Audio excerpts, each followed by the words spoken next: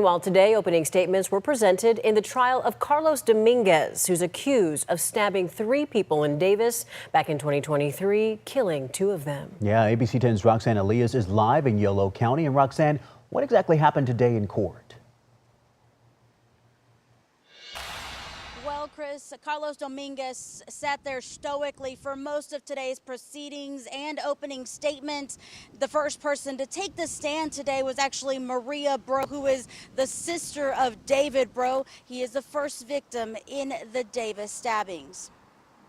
The trial of Carlos Dominguez began Monday with the prosecution giving their opening statement in front of 18 jurors at Yolo County Superior Court. To understand why this is going to be proven to be a deliberate, willful, and premeditated murder, you're going to need to go back further than when this kind of first comes to light, before David is found in the park.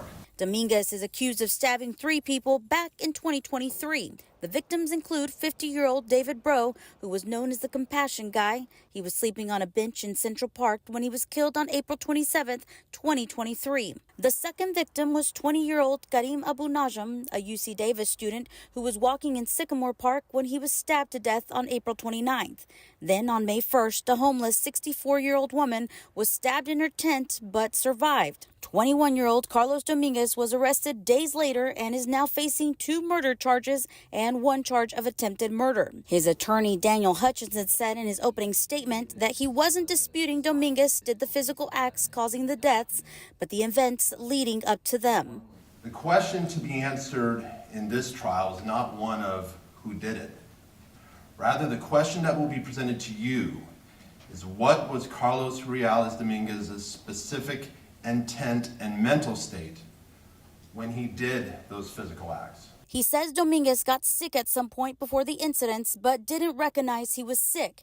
He would later be diagnosed with schizophrenia. 2 men who found Davis's body at Central Park also took the stand and shared the conditions they found him in. The prosecution then ended the day with employees of the Davis Police Department detailing evidence from the day they found Bro at the park. The defense is asking jurors to reserve judgment until they hear all of the evidence. Please keep in mind, as I mentioned earlier, that this trial is not just about the physical acts that Mr. Reales Dominguez did, but also what was happening in his mind when he did them.